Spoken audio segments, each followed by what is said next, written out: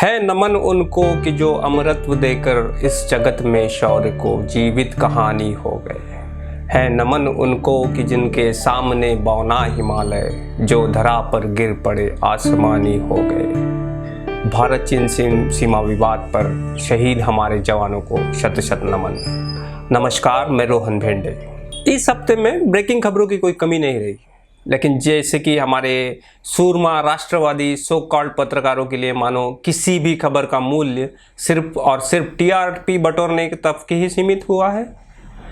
पिछले हफ्ते यानी पिछले 3 हफ्तों से चल रहे भारत सीमा विवाद पर इस हफ्ते वह विवाद चरम पर पहुंच गया, जिसने हमारे देश के 20 बहादुर सैनिकों को अपनी जान की बाजी लगानी पड़ी।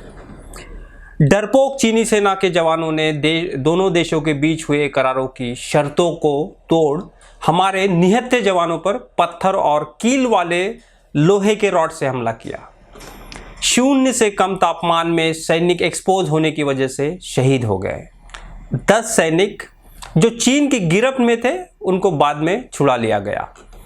पिछले हफ्ते तक जो एंकर चीन में कैसे लोग राष्ट्रभक्ति को नहीं महत्व देते, परिवार को महत्व देते, इन चीज़ों पर बहस कर रहे थे, वो इस हफ्ते हमारे ऊपर चीन के हमले को सरकार ने कैसे चौड़े सीने से जवाब दिया, यह बताने में व्यस्त हो गए। आज प्रधानमंत्री नरेंद्र मोदी ने भी दो टूक कह दिया है कि जवानों का बलिदान बेकार नहीं जाएगा। बलिदान व्यर्थ नहीं जाएगा। जवानों का बलिदान व्यर्थ नहीं जाएगा। व्यर्थ नहीं जाएगा बलिदान। तो आज इसी पर होगी देश की सबसे बड़ी बहस। ड्रैगन पर होगा प्रहार। हम कह रहे हैं कि अब सुलह नहीं संग्राम होगा। अब सुलह नहीं संग्राम होगा। भारत ने कहा करारा जवाब मिलेगा। जब चीन को जवाब मिल रहा है, तब सरकार विरोधी लॉबी को जलन क्यों हो रही है? ये सवाल सिर्फ मैं नहीं पूछता है भारत। तो देश की बहस में आज बात हो रही है बायकॉट चाइनीज माल, और हम ये भी कह रहे हैं मैं भी सैनिक। आप समझ गए हैं, राहुल गांधी कांग्रेस पार्टी वो सेना की गलती निकाल रहे हैं कि सेना हथियार क्यों नहीं लेके गई। बिल्कुल, आप इससे पहले सुनते आए थे, कल से पहले आप क्या सुनते थे? हिंदी चीनी भाई भाई। क्या सुन रहे हैं आप कल से लगातार? जी न्यूज ने जो कैंपेन चलाई, हिंदी चीनी बाय बाय। सेना निहत्थे कैसे गई? सेना के पास हथियार नहीं थे तो क्यों चलाए नहीं? यह सवाल सेना से नहीं है, यह सवाल है कूटनीति और राजनीति के मेज से, क्योंकि इन चीज़ों का सीधा महत्व या फिर सीधा कांटेक्ट राजनीतिक होता है। सेना को जो भी बताया जाता है, जो भी आदेश होते हैं, वो राजनीति के तर्क से दिए जाते हैं। लेकिन एंकरों को भड़काना छोड़ कुछ आने की उम्मीद ही रेगिस्तान में घास उगने की चाह की बराबर है। सेना ने न चीन के सैन्य हताहत की कोई आधिकारिक आंकड़े दिए, न नाम, लेकिन टाइम्स नाउ के राहुल और नविका कुमार ने सूत्रों के हवालों से 30 चीनी सैनिक मारे जाने की सूची दी, और वह सूची उन्होंने उनके कार्यक्रम में पढ़ी। So we are getting a fresh report from the Global Times. It's the Chinese mouthpiece, Shinjoy Chaudhary, sending us that update. And China has finally accepted that they do have a bloody nose. 30 Chinese soldiers martyred are and Major Captain, also First Lieutenant.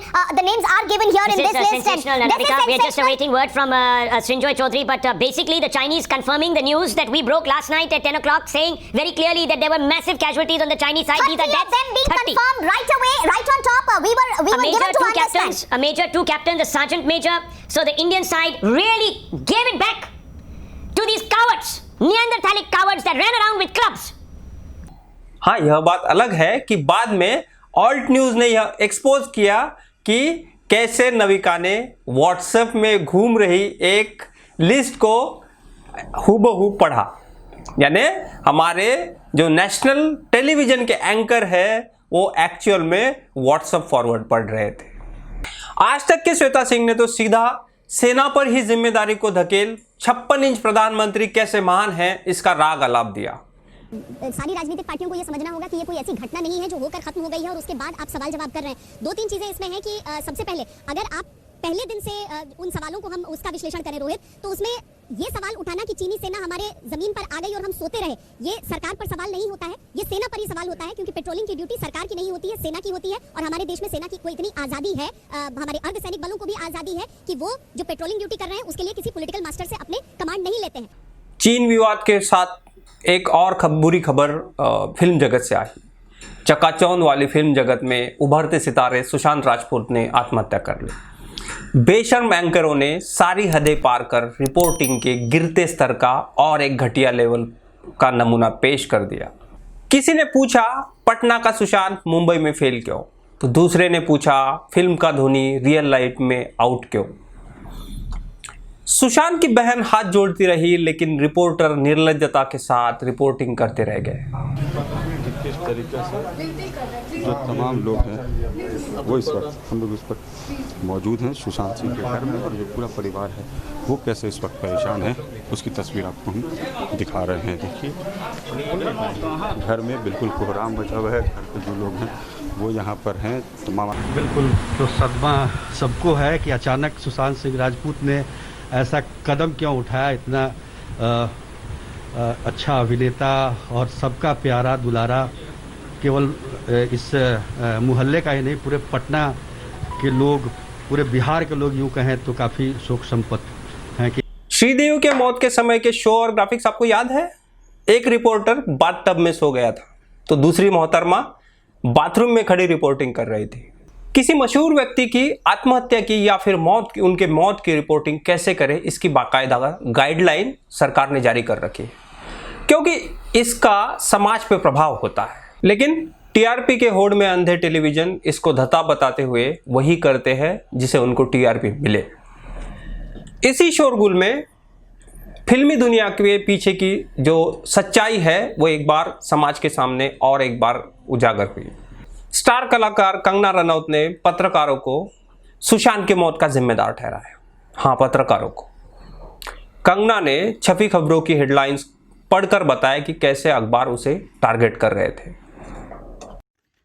Sushant Singh Rajput की हत्या के बाद कई चीजें बाहर निकल के आई हैं। कुछ मैंने इंटरव्यूज पढ़े हैं, कुछ डायरेक्टली भी बात की है। तो उनके पिताजी का कहना है कि वो फिल्म इंडस्ट्री में हो रही टेंशन के करके बहुत ज्यादा परेशान थे। अभिषेक कपूर जिन्होंने उन्हें लॉन्च किया, उनके साथ हाल ही में एक फिल्म की है केदारनाथ। उनका कहना है कि it was a systematic dismantling of a fragile mind. Ankita जो उनकी लॉन्ग टर्म पार्टनर रह चुकी हैं, उनका कहना है कि वो सामाजिक रूप से की गई अपमान और बेइज्जती नहीं सहन कर पाया। तो अब मैं आपको बताऊंगी कि मूवी माफिया ने ना कि सिर्फ उनको बैन किया था, सिस्टमैटिक डिसमेंटलिंग, कैसे कतरा कतरा करके उनका दिमाग तोड़ा गया है, उनको मारा गया है। तो ब्लाइंड आइटम आप इसलिए लिखते हैं क्योंकि आप जब झूठ लिखना होता है आपको के अगेंस्ट कोई लीगल एक्शन नहीं लिया सकता, क्योंकि आपका तो नाम ही नहीं लिखा, मगर उसकी जो डिस्क्रिप्शन होती है, जैसे मेरे बारे में लिखा जाएगा कि जिस लड़की के घुंघराले बाल हैं, जिसको नेशनल अवार्ड मिला हुआ है, साइकोटिक है, इस तरह से जो कि मनाली से डिस्क्रिप्शन पूरी दी जाएगी मगर नाम नहीं लिखा जाएगा। 23 अगस्त 2017 को बॉलीवुड लाइव सुशांत के बारे में लिखता है कि वो जब भी सेक्स करता है तो सिर्फ अपने ही गाने सुनता है, वो सबसे बड़ा नार्सिसिस्ट है।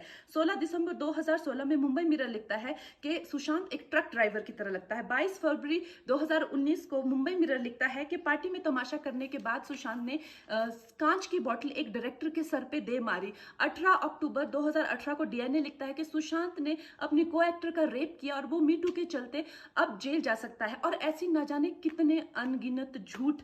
और ये जो बुद्धिजीवी जर्नलिस्ट हैं, ये जो चील कौए गिद्ध हैं जो मूवी माफिया के पाले हुए हैं, ये इसको मेंटल इमोशनल साइकोलॉजिकल लिंचिंग को जर्नलिज्म कहते हैं। मेरे बारे में आज तक जो भी कहा गया मैंने कुछ नहीं कहा, लेकिन जब एक स्वतंत्रता सेनानी के खिलाफ गंदगी लिखी गई, मैंने उस जर्नलिस्ट को कॉन्फ्रंट किया। आपको पता है उसी रात 4 सीनियर जर्नलिस्ट ने मेरे खिलाफ एक गिल्ड बनाई।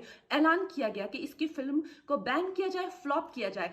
आपको पता है 3000 जर्नलिस्ट गैंग अप होते हैं एक अकेली लड़की पर, उसकी इमोशनल लिंचिंग करते हैं सरेआम, और ये समाज कुछ नहीं कहता, कानून कुछ नहीं कहता है। मैंने उन पे केस करने की कोशिश की, मगर 1 महीने बाद वो गायब हो गई। मेरी फिल्म रिलीज हुई, गायब हो गई। तो मेरा कहने का मतलब ये है कि अगर ये समाज जिस अन्याय की बुनियाद पर खड़ा है और कभी आवाज नहीं, आप ये पढ़ते हैं, चटकारे लेते हैं, कभी आपने सोचा है कि कभी नेपो किड्स के बारे में ये क्यों नहीं लिखा?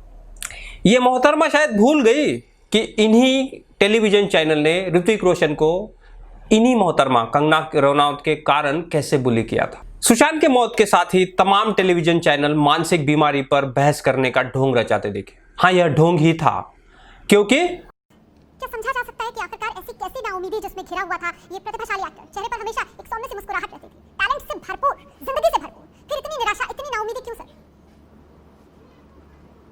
देखिए, मुझे दुख होता है क्योंकि मेरे वो one of my favourite actors थे। जो मैंने उनका काम देखा, मेरा दिल बहुत दुखा। मुझे लगा कि काश मैं उनको हेल्प कर पाता। मुझे लगता है कि मेंटल हेल्थ को देखते हुए जो मैं सुन रहा हूँ कॉमन पैनलिस्ट से सारे, फिल्म इंडस्ट्री, टीवी इंडस्ट्री, क्योंकि हम उन्हीं की बात कर रहे हैं, प्रॉब्लम तो हर जगह है। कोई एक इंटरनल मैकेनिज्म होना चाहिए जिसमें वो जब भी चाहे फुल कॉन्फिडेंशियलिटी के साथ अपने किसी भी मेंटल हेल्थ प्रोफेशनल को, जो कि ये लोग खुद चूज करें, क्योंकि आज में आपको कहीं नहीं जाना, ऑनलाइन मेंटल हेल्थ अवेलेबल है। आपने सिर्फ एक अपॉइंटमेंट लेनी है। टेलीसाइकियाट्री और टेलीमेडिसिन गाइडलाइन गवर्नमेंट ने रिलीज किया अभी मार्च में, तो आपको कहीं जाना नहीं है। आप इतने फेमस हैं, आपको कहीं से छुपने की जरूरत नहीं है, आपने घर से बैठ के कंसल्ट करना है। तो मुझे लगता है इस तरह की इंपॉर्टेंट टैलेंटेड लोगों की जान हम बचा सकते हैं। ऑफ कोर्स हम भगवान तो नहीं है, बट मेंटल हेल्थ की सर्विसेज तो पूरी जानी चाहिए।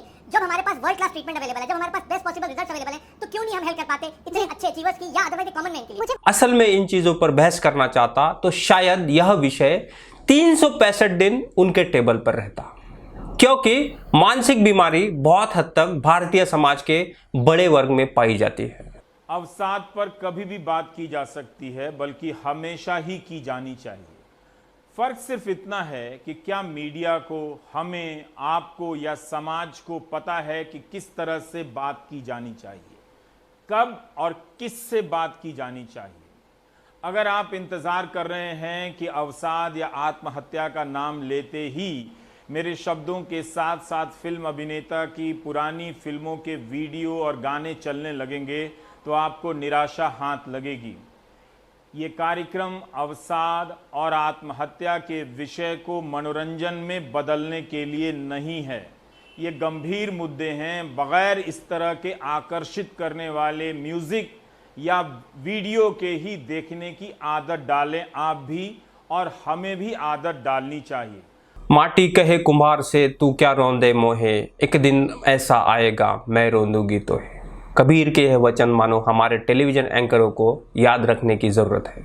न जाने उनके द्वारा फैलाए जहर का कहर उनके दरवाजे तक एक दिन कैसे दस्तक दे जाएगा, पता नहीं। तो आज के लिए इतना ही। अगले हफ्ते फिर मिलते हैं। सुरक्षित रहिए, हंसते रहिए। तब तक के लिए नमस्कार। Subscribe now and press the bell icon. Never miss an update.